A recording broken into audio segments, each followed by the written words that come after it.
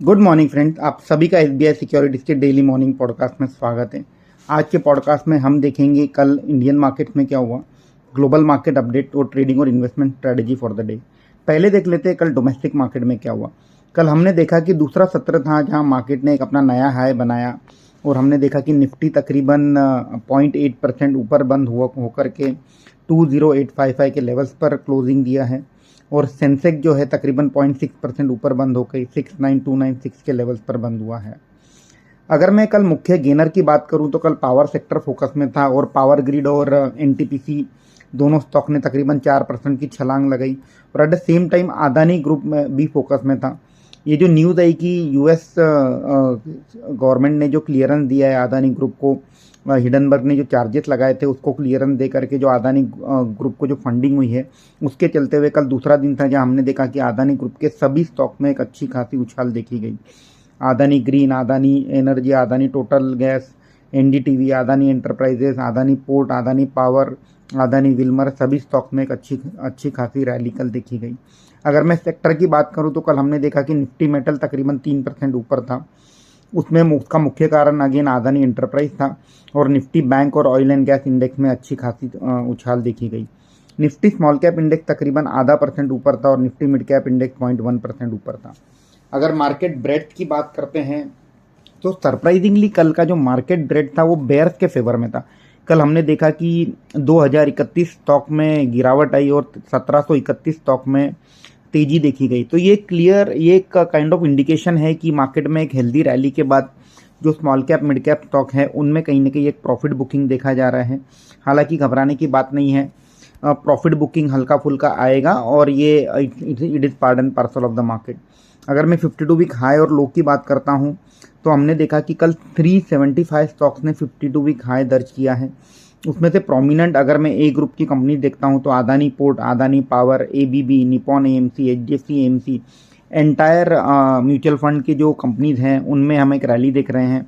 UltraTech, Axis bank, Bharat Forge, Bharti, oil marketing company जैसे HPCL, एचपीसीएल, इसमें एक 52 वीक हाई देखा गया।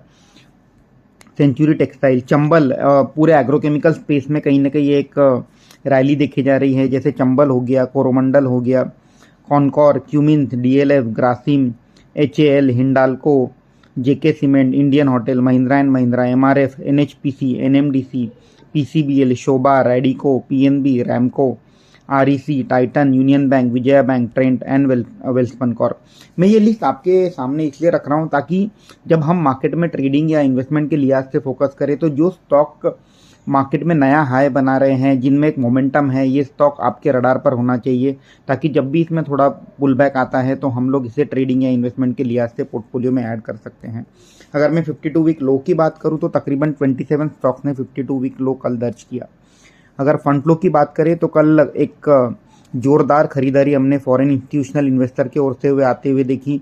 5223 करोड़ का बाइंग है एफआईआई की ओर से और डीआईआई ने ये मौका लेकर के 1399 करोड़ का जो सेलिंग की है, प्रॉफिट बुकिंग की है। अब देख लेते हैं कल यूएस मार्केट में क्या हुआ। तो कल यूएस मार्केट मिक्स रहे हैं। हमने देखा कि कल डाउ जोन्स और एसएनपी निगेटिव में क्लोज हुए हल्के फुल्के और जो नैस्डैक है तकरीबन 0.3% ऊपर बंद हुआ है। इसका मुख्य कारण ये है कि यूएस में कल एक इम्पॉर्टेंट डेटा है जॉब ओपनिंग का। तो जॉब ओपनिंग जो है, नए जॉब जो वहाँ जिसकी अपॉर्चुनिटी है वो कल 9 मिलियन के नीचे आई है, 8.73 की आई है ओपनिंग और उसके सामने कंसेंसस एस्टीमेट ये था कि 9.3 मिलियन जॉब ओपनिंग रहेगी। तो वहाँ जो डेटा है वो खराब आ रहा है इकोनॉमी के पर्सपेक्टिव से।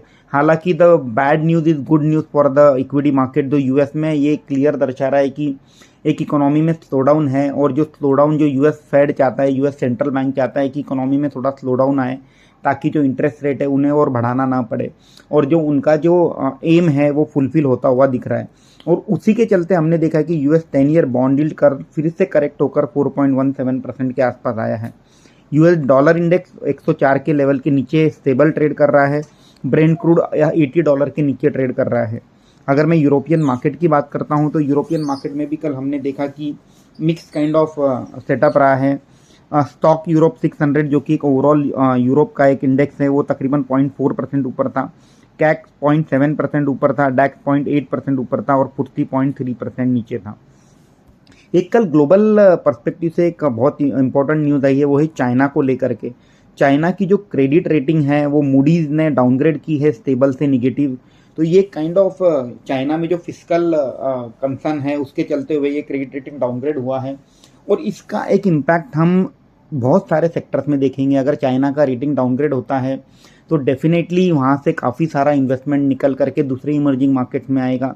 सेकेंड थिंग, अगर चाइना में इकोनॉमी में कंसर्न है तो डेफिनेटली जो चाइना जो कंज्यूमर है मेटल्स का, उसमें कहीं ना कहीं मेटल्स के दामों में करेक्शन होते हुए देखेंगे हम। रियल इस्टेट प्राइसेस चाइना में कोलैप्स होते हुए देखेंगे। तो ओवरऑल इसका एक जो रिपरकशन है चाइना का डाउनग्रेड का, एक काफ़ी बड़ा रिपरकशन देखेंगे। एक पॉजिटिव अगर मैं इससे देखता हूँ तो मुझे लगता है कि जो फंड फ्लो है अब वो चाइना मार्केट से निकल करके जो इमर्जिंग मार्केट्स लाइक इंडिया है, इंडोनेशिया है, इनके तरफ आएगा। अगर मैं गिफ्ट निफ्टी की बात करता हूं जो कि एक इंडियन इक्विटी का बैरोमीटर है, तकरीबन फ्लैट ट्रेड कर रहा है 20,995 के लेवल्स पर। तो आज kind of flattish to positive opening हम इंडियन मार्केट में देख सकते हैं। अब देख लेते हैं ऐसी कौन सी न्यूज़ है जो हमारे रडार पर होनी चाहिए। सबसे पहले है bank of India. Bank of India ने अपना QIP लॉन्च किया है 105 रुपये पर शेयर पे। तो मुझे लगता है कि ये QIP होने के बाद एक काइंड ऑफ ग्रोथ कैपिटल है बैंक ऑफ इंडिया को, जो कि एक ग्रोथ कैपिटल मिलेगा। वैल्यूएशन के लिहाज से भी काफ़ी चीप है bank of India. Long term investor इसे अपने रडार पर रख सकते हैं।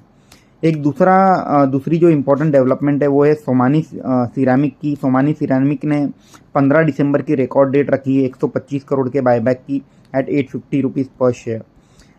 एक आयन एक्सचेंज को लेकर के डेवलपमेंट हुई है जिसमें इनका एक आर्बिट्रेशन चल रहा था। इथिगेन कंपनी ने 150 करोड़ का क्लेम किया था आयन एक्सचेंज के खिलाफ, और वो जो क्लेम है वो इंटरनेशनल चैम्बर ऑफ कॉमर्स ने रिजेक्ट किया है। तो आयन एक्सचेंज के लिहाज से ये पॉजिटिव रहेगा।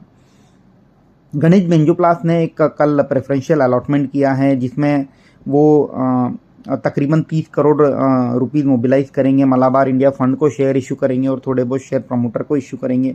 तो ये गणेश बेंजोप्लास्ट के लिए लॉन्ग टर्म इन्वेस्टमेंट के लिहाज से पॉजिटिव रहेगा।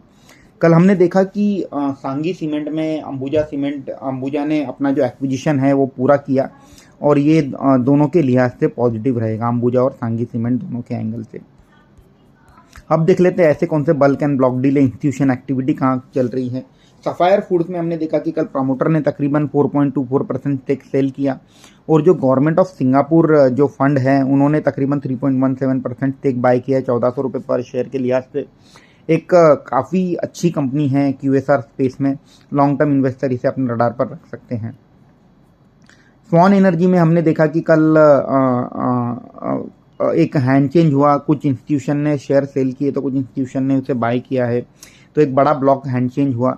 हुनासा कंज्यूमर जो कि मामाअर्थ ब्रांड के ओनर हैं, उसमें हमने देखा कि जो फायरसाइड वेंचर है one of the private equity fund, उन्होंने तकरीबन 1.9% स्टेक सेल किया है 378 रुपीज़ पर शेयर पे।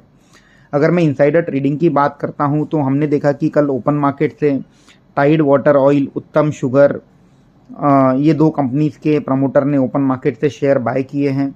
बजाज इलेक्ट्रिकल में प्रमोटर हैंड चेंज हुआ है। एक ग्रुप ऑफ प्रमोटर ने शेयर सेल किए तो एक ग्रुप ऑफ प्रमोटर ने बाय किए हैं, और स्टार सीमेंट और थिरुमलाई केमिकल में प्रमोटर की सेलिंग देखी गई है।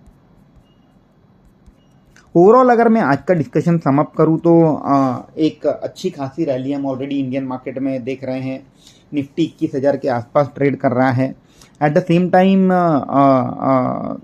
जिस तरह से मार्केट में एक रैली हुई है, अक्रॉस द बोर्ड रैली देखी गई है, एक चांस है कि थोड़ा सा कूल ऑफ हो सकता है मार्केट में। और जब मैं पुल ऑफ और पुल बैक की बात करता हूं तो बहुत डीप करेक्शन की बात नहीं करता हूं। मे बी 1 से 3% का जो करेक्शन है वो आ सकता है मार्केट में। और अब ये लेवल्स पर आकर के जो ब्रॉडर मार्केट है उसमें हम सेक्टर रोटेशन देखेंगे। जैसे रिसेंटली एक मार्केट में रूमर घूम रही थी कि जो पेपर कंपनीज हैं उनके दाम दिसंबर महीने में बढ़े हैं, पेपर के जो दाम में बढ़े हैं, तो उसके चलते पेपर सेक्टर में कल एक थोड़ा सा मोमेंटम देखा गया। तो एक सेक्टर रोटेशन हम आगे जा कर के देखेंगे। मे बी कभी पेपर कंपनी चलेगी, कभी डिफेंस, कभी रेलवेज, कभी इंफ्रास्ट्रक्चर। तो जैसे जैसे न्यूज़ फ्लो आते जाएगा वो हिसाब से हम डेवलपमेंट देखते जाएंगे।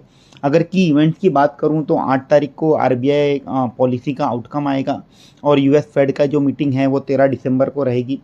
और दोनों में यही एक्सपेक्टेशन है कि कोई रेट में बदलाव नहीं देखा जाएगा, एक स्टेटस को काइंड ऑफ इवेंट रहेगा, न्यूट्रल काइंड ऑफ इवेंट रहेगा।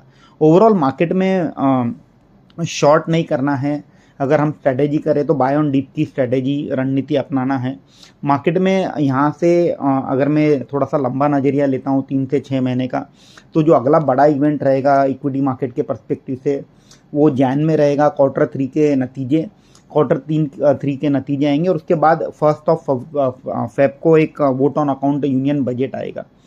और अगर ओवरऑल जो डायरेक्शन है मार्केट की, जो करंट सिनारियो में ऐसा लग रहा है कि इंडियन इक्विटी मार्केट यहाँ से 8 से 10% का उछाल अगले 6 महीने में देख सकता है। आज के लिए इतना ही। आपका समय देने के लिए धन्यवाद। आपका दिन मंगलमय हो। Investment in securities market are subject to market risks. Read all the related documents carefully before investing.